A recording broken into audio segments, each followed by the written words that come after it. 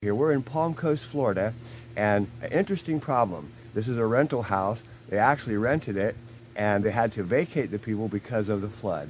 Take a look. Hey, good morning. Chuck here with Apple. We are here in Palm Coast today. This is a rental property. You can see it's vacant, but let me show you the damage and why they've caused it. So we've got water intrusion here on this wall, and you can see even in the front. And they've pulled back that carpet because water's coming up through that seam there at the wall and flooding this room. Let's take a look at another room. They said there was two places. Look. So all this whole room has been underwater. Let's see if we can figure out what's going on, and I'll show you how easy this is to do.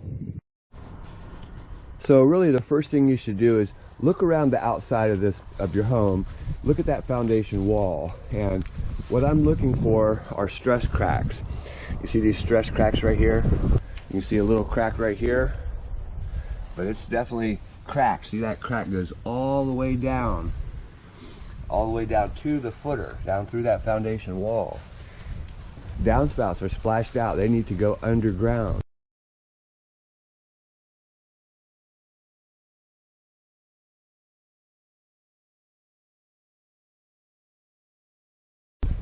And looks like there's a golf course back here, so that water from the golf course is coming down this direction. You can see a swale here also if you look closely, but that swale actually comes this way, and you can see the brown grass. See how brown it is right here? That water sits here. It's supposed to try to go on down here between the homes, maybe that way, but regardless, it's not doing that. It's just pulled up right here. So all of that water is definitely moving back towards the foundation of this house. Let's look around a little bit more right here in the back. And again, I'm looking for stress cracks. You see them right here? And unfortunately, they've poured concrete all along this section of the wall. And if you look at this, you can see all the times I've said this many times. Concrete does not solve water problems. See this little pad right here? It's sunk down. Can you see the difference in the height? It's sunk down, and they've tried to caulk it and all of that because water is getting under there, and of course it's moving back up under the floor. So, first thing we're going to do is actually find out what kind of foundation they have. I'm going to dig a little hole here and see what type of foundation is used. Is it a monolithic, or is it a regular concrete footer? So what I'm going to do is go ahead and cut some sod right here. I did see a sprinkler down there, so I hope there's no irrigation here, but we're just going to dig a little hole right here to find out where that footer is and what kind of footer it is. So can you see it? They've got a perforated pipe that's perforated with a cloth around it, and then they've got gravel here on the outside of it. This is not how you do this, and it's also not deep enough. Okay, so this is a monolithic slab. In other words, this pour of the footer is the same level as the floor. So that floor is right here, right, coming right across here, and it's all part of this foundation's monolithic slab. They've got this cloth pipe here, the perforated pipe. It's not deep enough to collect any water. You can see just as I push my hand down there. And if it is collecting water, it's actually doing more damage than anything else. Okay, let's take a look and see what's going on. You can see we've got a footer. This is a monolithic slab. So that is actually part of the pour of the floor, which is right here. It's all one pour, which is fine here in Florida. That's normal stuff. They've got a perforated pipe with gravel around the outside of the sock, which is not how you do that. But this line is probably pulling water. You can see, found it over here. Let's walk along the wall here. So that pipe runs all the way down at that same level, comes down. Remember, they've got to deal with a downspout as well.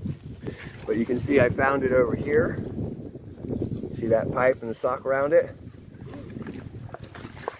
I found it as it comes, further out into the yard. These little holes are just marking the pipe. You can see it right here. There's the sock, the sock, the sock, and they discharged it inside of this little half block. Okay, can you see what they did? They ran it through this block, I guess to mark the end of it, but it's just an open discharge, and I don't know if you can see in there, but it's just totally packed full of dirt, which means that it cannot drain at all. So we figured it out. So we could clean this line and extend this further out, down into that swale. But what will happen is, as water comes down the swale and floods into this area, it's going to flood back into the pipe, back through the system, and the water is going to come back up under the floor. Doing this yourself, this only took me to explore all this about 15 minutes, and it's not deep. You can definitely take a minute and find out what's going on the outside of your home. You can see here, this pipe's not nearly deep enough. There's the footer. It's just laid right at the top, only an inch underground. Is that going to work? Of course not. That's going to allow more water into the foundation than anything else. You need to put downspout drains underground and send them out to the street. This is common. You've seen hundreds of videos, not just mine, but everyone's videos tells you send this out to the street. Again, finding this pipe. It's common knowledge that water should run, to an open discharge, try to go downhill.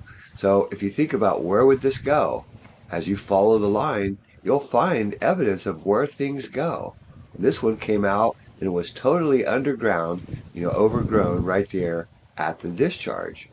Although the discharge was overgrown and no water could come out, that's only part of the problem. The problem here is that this particular system, this material, the pipe with the cloth around it, it's the wrong stuff to put down here at the footer. So how do we go about solving that problem on the side of the house? There's two ways. One, we would recommend that you pull that whole system out, install a new French drain. I like to use Easy Flow, and seal that wall up about 2 inches above grade. All of that will drain over to a sump basin. The sump pump would lift it up, and we'd send it right out there to the swale out front. The other option would be to put just a sump pump basin and the pump, discharge it to the street, but attach the old system to it. Would I recommend that? No. But I will give that option to the homeowners, because it might work, but it won't work for as well as a whole new system. Whoever installed that, they tried hard, but if you remember, they have a sock, a pipe wrapped sock, and then gravel around the outside.